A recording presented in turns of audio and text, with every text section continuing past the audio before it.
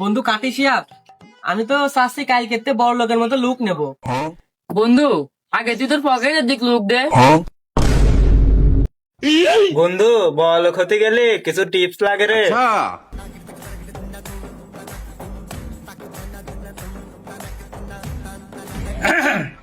ভাইস্তে সকল, এইসব টিপস দিয়ে কাজ হবে না, বুঝছো?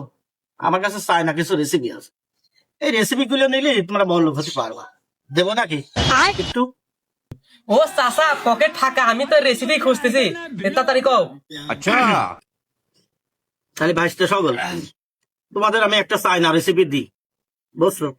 তোমাদের চেহারার ভিতরে এমন একটা ঝলক আনতে হবে যাতে লোকজন দেখে পাগল হয়ে যায়। এইটা হচ্ছে বড় লোক হওয়ার একটা প্রথম ধাপ। ও চাচা, আপনার কথা শুনে তো আমার ভিতরে হচ্ছে ইলন মার্কসের ভাতিজা ভাতিজা ভাব চলে আইছে।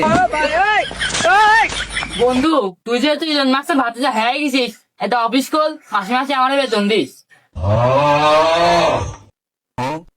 আচ্ছা ঠিক আছে ভাই, এই প্রথম একটা টিপস দিলাম, এই টিপসটাই তুমি মানো। তারপরে আমার কাছে আসবা, আমি আরো টিপস দেবো। আমার কাছে অনেক টিপস আছে, ঠিক আছে? থাকে।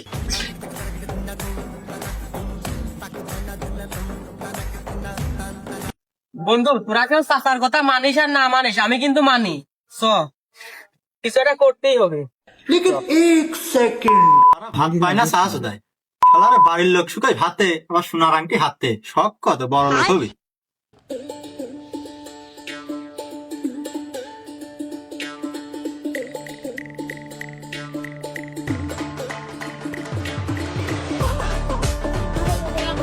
হ্যাঁ ফ্রেন্ড, একটা টি খাওয়া যাক।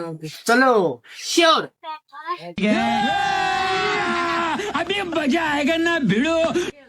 হ্যাঁ আঙ্কেল চাচা, 3 কাপ টি প্লিজ।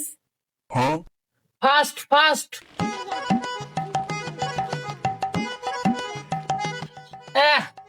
চা তো হট কেন? চাতে বরফ কই? ঠিক বলেছিস বন্ধু, এ চাতে এত হট কেন? এটাতে বরফ কোথায়? কুল বন্ধু কুল, এটা পোপার না, এটা হলো গ্রাম।